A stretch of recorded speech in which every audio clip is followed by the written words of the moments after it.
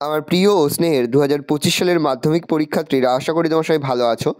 আজ আমরা যে বিষয়টি নিয়ে আলোচনা করব 2025 সালের মাধ্যমিকের অঙ্কের লাস্ট মিনিট সাজেশন নিয়ে। আজ আমরা আলোচনা করব সম্পাদ্যের সাজেশন নিয়ে। আশা করা যায় প্রতি বছরের নেই এই বছরও তোমরা কিন্তু আমাদের বলে দেওয়া সম্পাদ্য থেকেই তোমরা কিন্তু মাধ্যমিক পরীক্ষায় কমন পেয়ে যাবে।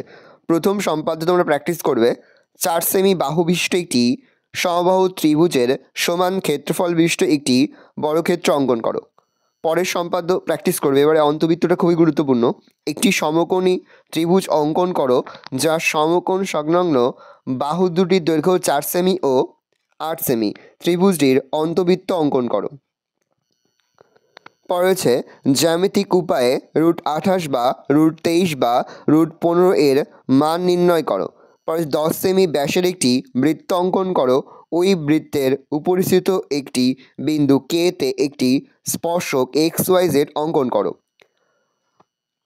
পরের সম্পাদ্য প্র্যাকটিস করবে একটি ত্রিভুজ অঙ্কন করো যার দুটি বাহুর দৈর্ঘ্য 10 সেমি ও 8 সেমি এবং তাদের অন্তর্ভুক্ত কোণ 75 ডিগ্রি।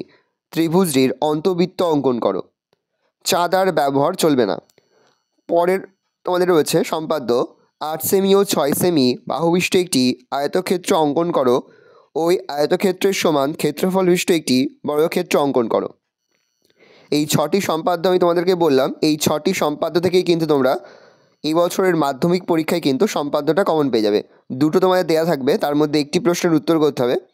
ভালো করে দেখে নাও। আশা করি ভিডিওটা ভালো লেগেছে। ভিডিওটা ভালো লাগলে ভিডিওকে লাইক করতে গেলে ভুলবেন না। আর আমার চ্যানেল নতুন হওয়া লাল কালার সাবস্ক্রাইব প্রেস করে পাশে বেল আইকনটা প্রেস করে যখন নতুন করে ভিডিও আপলোড করি সবার ফার্স্ট নোটিফিকেশন তোমরা পেয়ে যাও।